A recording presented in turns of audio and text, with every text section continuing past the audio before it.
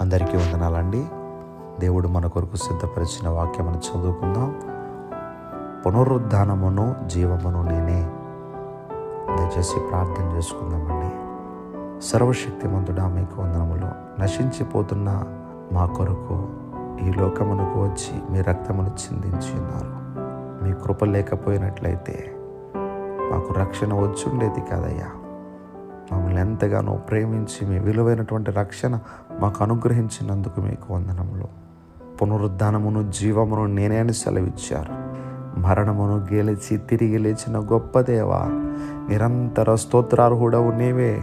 ఇంతగా మా పైన ప్రేమ చూపించిన మీకు లోబడుతూ జీవించగలిగిన శక్తి మా అందరికీ దయచేయమని ప్రార్థన చేస్తూ ఈరోజు నిబిడల వారు పనులు ప్రారంభిస్తుండగా మీ బిడల పనులకు తోడుగా ఉండి నిబిడలు చేపట్టుకుని మీరు నడిపించి ఈ ఆదివారము ఆరాధనలో మేము ఏకీభవిస్తున్నప్పుడు మీ సన్నిధిలో ఆనందించగలిగిన శక్తిని మాకు దయచేయమని యేసుక్రీస్తు వారి యొక్క నామం పేరట అడిగి వేడుకుంటూ ఉన్నాం మా పరమ తండ్రి.